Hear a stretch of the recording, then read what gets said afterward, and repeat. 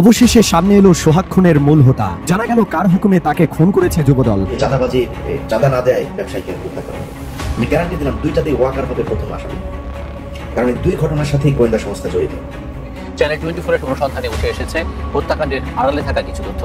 তার বিস্তারিত জানাচ্ছেন কাজী ফয়সাল।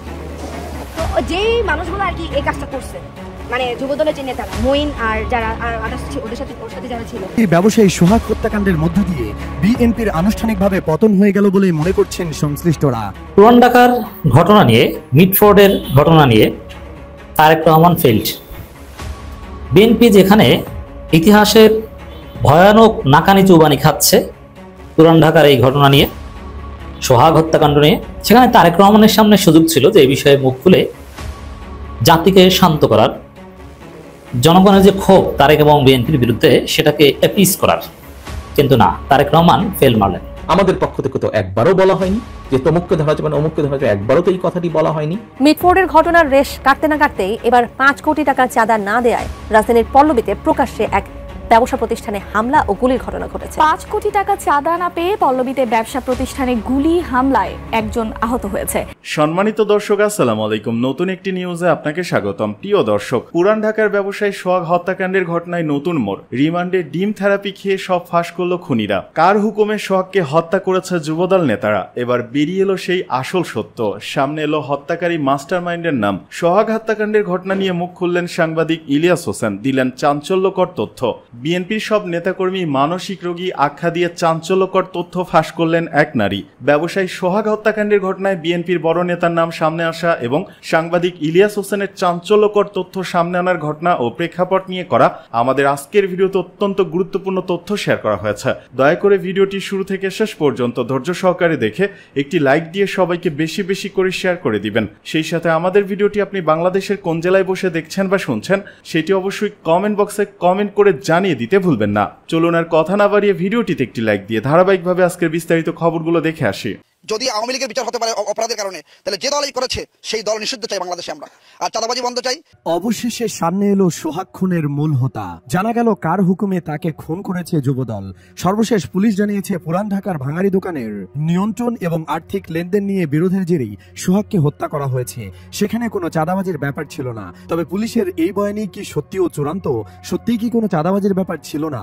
চলুন বিস্তারিত জানার চেষ্টা করি। রাজধানী পুরান ঢাকার মিটফোর্ড এলাকায় ভাঙারি ব্যবসায়ী লালচাঁদ ওরফে সোহাগকে নৃশংসভাবে হত্যার ঘটনায় দেশজুড়ে ক্ষোভ, বিক্ষোভ ও নিন্দার ঝড় বইছে।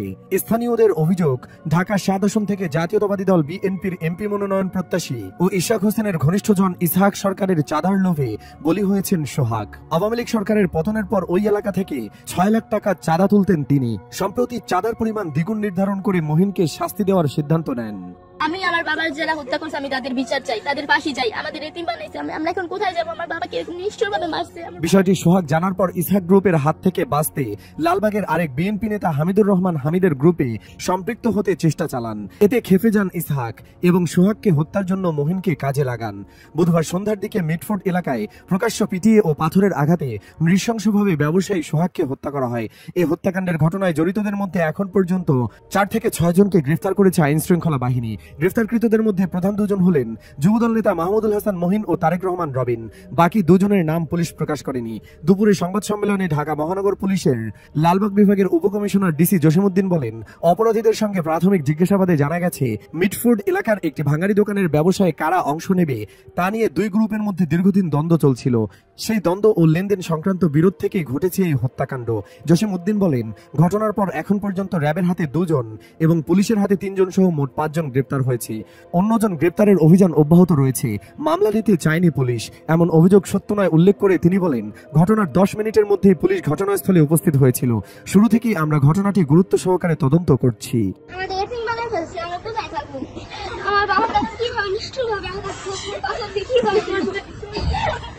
জসিমউদ্দিন বলেন, আমরা কোনো রাজনৈতিক বিবেচনা থেকে এই মামলার তদন্ত করছি না। আমাদের কাছে অপরাধী মুখ্য, কারো রাজনৈতিক পরিচয় আমাদের বিবেচ্য নয়। তিনি আরো বলেন, আমরা সোহাগের আগের কর্মকাণ্ডগুলো খতিয়ে দেখছি।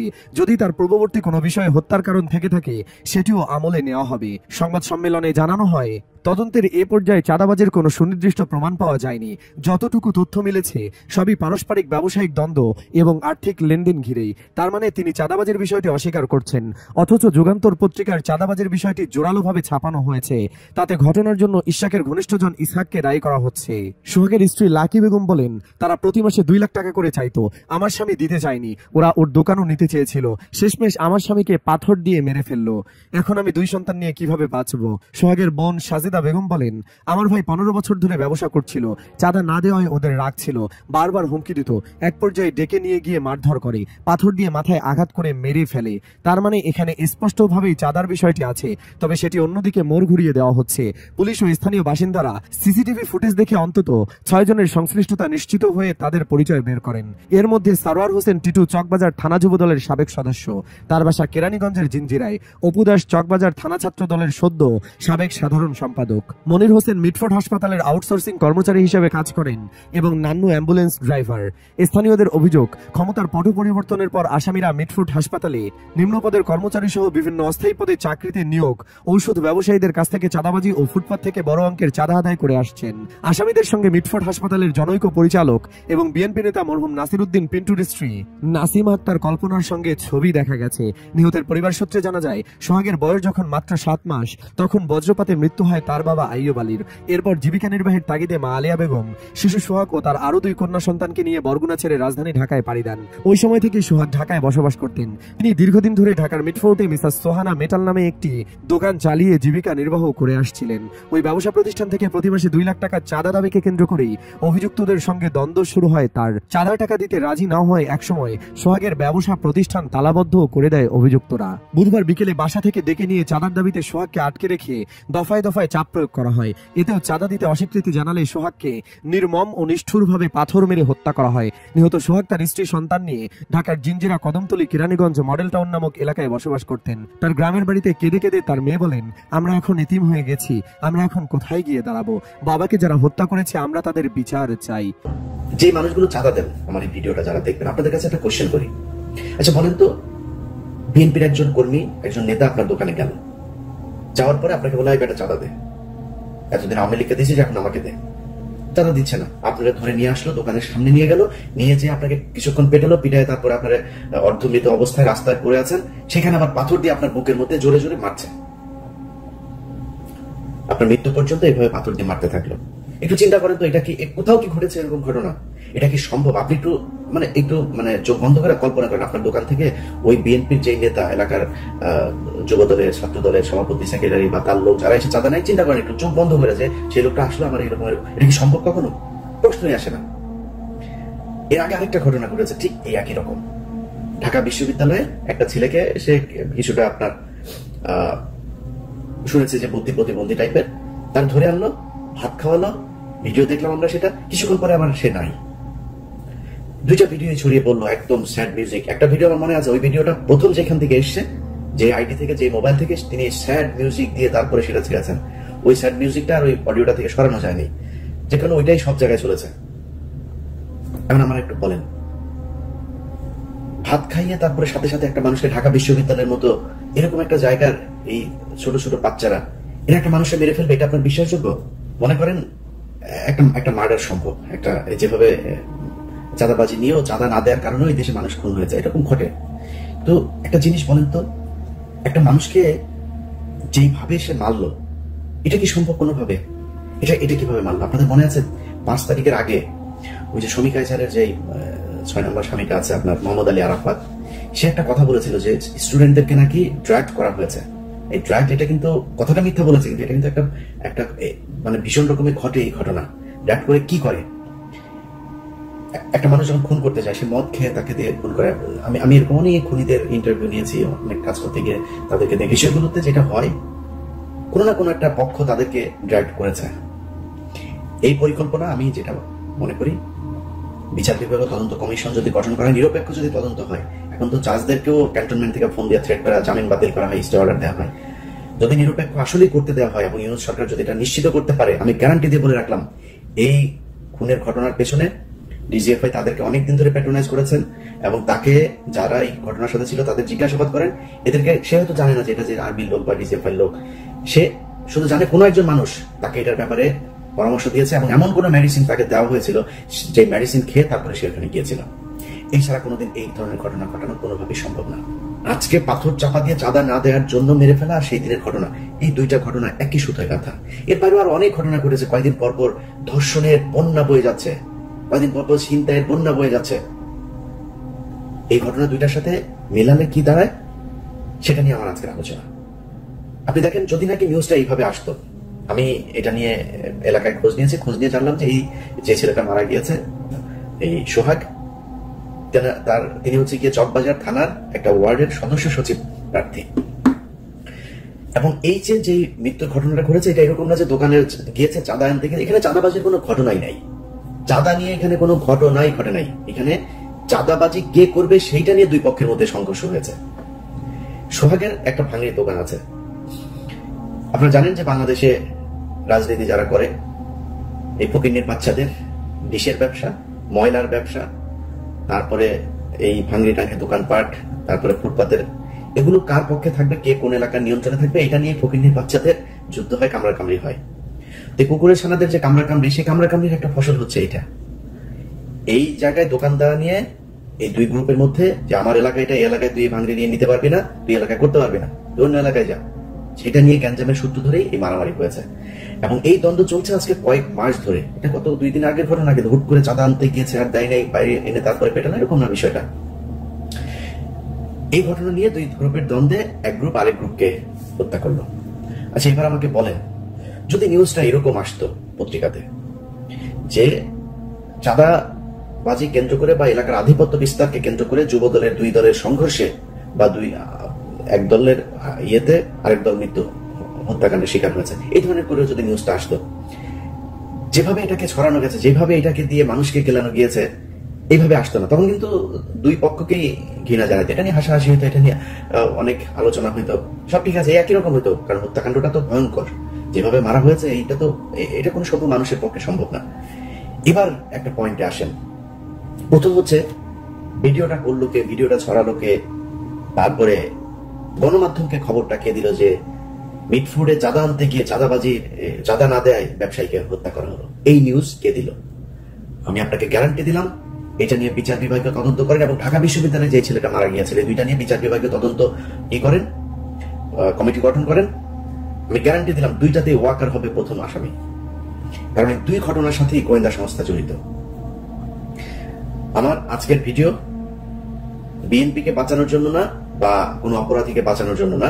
আমি আগে বলে দিয়েছি যে বিএনপি ব্যাপক চাঁদাবাজি করছে সারা দেশে। একটা মানুষ যদি ওই ভিডিওটা একবার দেখে, যদি সুস্থ মস্তিষ্কের মানুষ হয়, সে সেকেন্ডবার দেখার সাহস পাবে না।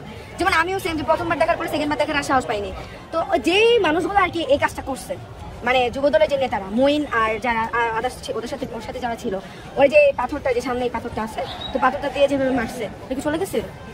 আচ্ছা, যাই হোক, ওর পাথরটা এভাবে মারার পরে এখান থেকে আত্মরা করে রাস্তায় নিয়ে ওখানে ওরা, মানে সরি, এখান থেকে আত্মরা করে নিয়ে ওখানে রাস্তায় গিয়ে পাথর দিয়ে আবার মারছে। তো এটা হচ্ছে বিএনপির মূলত সব নেতাকর্মী মূলত মানসিক রোগী। তো ওদের মানসিক রোগী বলা যায়, কারণ ওরা যদি মানে নর্মাল মানুষ হইতো, এটা করার, মানে চিন্তা করেন একটা মানুষের উপর কতটা ঘৃণা থাকলে, শুধুমাত্র চালা দেয় নাই, এই জন্য ওরা এখান থেকে আত্মরা করে রাস্তায় নিয়ে উলঙ্গ করে সেইখানে আবার পাথর দিয়ে মাইরা ও রাস্তার বাবা নৃত্য করতেছে। চিন্তা করেন একটা মানুষের উপর কত রাগ থাকলে একটা মানুষ এই কাজটা করে। যাই হোক ভাই, আমি তো ডিরেক্ট বলেই দিলাম, বিএনপি হচ্ছে, এটা আমি অনেকবার বলছি, আমাদের জুলাই অভ্যুত্থান যখন 24-এ আমাদের আন্দোলন শেষ ছিল, তখন আমি বারবার বলছি যে বিএনপিকে বারবার হুঁশিয়ারি করে বলছি, আপনাদের জন্য দেশ স্বাধীন করি নাই। আপনারা মনে করেন না যে আপনাদের জন্য দেশ স্বাধীন করে দিয়েছে, এবার আপনারা ক্ষমতায় আইসা আপনারা স্বৈরাচারী শুরু করবেন। আপনাদেরকে হুঁশিয়ারি করে একটা কথাই বলবো, দেশে আরেকটা স্বৈরাচার জাগতে দেওয়া যাবে না। তার জন্য আমাদের যদি আবার রাজপথে নামা লাগে, জুলাই এখনো মারা যায়। কিন্তু ওরা তো সহযোগী ছিল আপনাদের।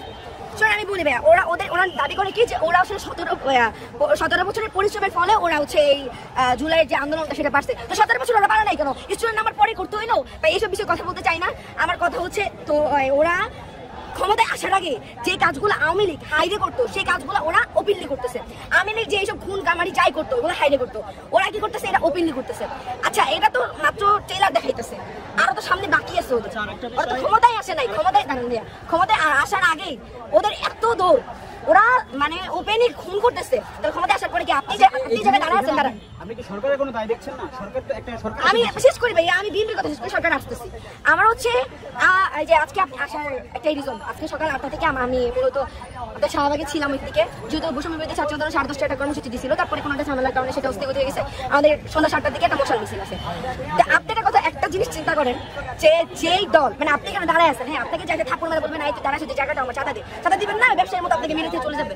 শুধু চাঁদা দেওয়ার জন্য একটা মানুষকে কিভাবে খুন করা, মানসিক রোগী ডিরেক্ট। বিএনপি যতগুলো কমি বলেন, ছাত্র দল, যুব দল, ছাত্র দলের একটা পোস্ট দেখছি আপনার কালকে রাত্রিবেলা, যে বলতেছে যে যুব দল মারছে, সেখানে ছাত্র দলের কে জন্য টানতেছে, মানে একই থালার এই পিঠ আর ওই পিঠ। এখন এখন বলেন সরকারের কোনো দায় দেখছেন না আপনি? এখন রাষ্ট্র, আমি বলতেছি যে আপনি বলেন পুলিশ, আইন প্রশাসন, তারপর সরকার, সবার উদ্দেশ্যে একটা কথা বলি যে আপনাদের মানে আইন প্রশাসন অত্যন্ত পরিমাণে নিম্ন পরিমাণের খারাপ, যে আপনাদের মানে একটা মানে চিন্তা করেন যে পাবলিক স্পটে একজনকে খুন করা হইতেছে, অথচ আপনারা তার বিরুদ্ধে কোনো স্টেপ নেন নাই। আপনারা 24 ঘন্টার ভিতরে আপনি খুনি কে সেটা জানেন, প্রমাণ আছে, তাহলে 24 ঘন্টার ভিতরে ফাঁসি দিতেছেন কেন? জনসম্মুখে ফাঁসি দেন ভাই। এই প্রশাসনের মানে বিরুদ্ধে বা পক্ষে আমার কিছুই বলার নাই। এরা মনে করেন একদম ড্যাম হয়ে গেছে, এরা উঠতে পারতেছে না। এদিকে মিডফোর্ড হাসপাতাল শাটডাউন ঘোষণা শিক্ষার্থীদের। মিডফোর্ড হাসপাতালে নিরাপত্তাহীনতা এবং সাম্প্রতিক হত্যাকাণ্ডের প্রতিবাদে শাটডাউন কর্মসূচির ঘোষণা দিয়েছে শিক্ষার্থীরা। রোববার দুপুরে মেডিকেল কলেজ চত্বর থেকে একটি বিক্ষোভ মিছিল বের করে শিক্ষার্থীরা এই কর্মসূচি ঘোষণা করেন।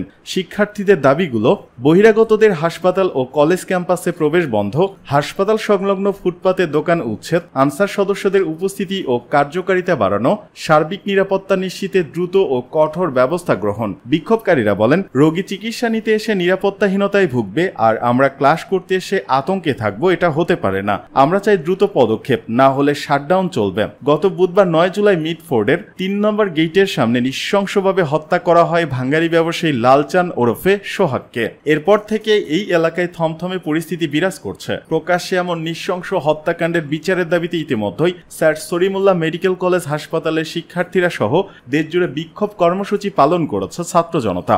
এ ঘটনায় এখন পর্যন্ত 7 জনকে গ্রেপ্তার করেছে পুলিশ। রোববার নতুন করে আরো 2 জনকে গ্রেপ্তার করা হয়েছে বলে নিশ্চিত করেছে আইন শৃঙ্খলা বাহিনী। তবে হত্যাকাণ্ডের মূল পরিকল্পনাকারী এবং দোষীদের দৃষ্টান্তমূলক শাস্তি না হওয়া পর্যন্ত আন্দোলন চালিয়ে যাওয়ার ঘোষণা দিয়েছেন আন্দোলনকারীরা। শিক্ষার্থীদের পক্ষ থেকে জানানো হয়েছে, দাবি পূরণ না হলে তারা ক্লাস ও একাডেমিক কার্যক্রম বন্ধ রেখে শাটডাউন কর্মসূচি কঠোরভাবে চালিয়ে যাবেন।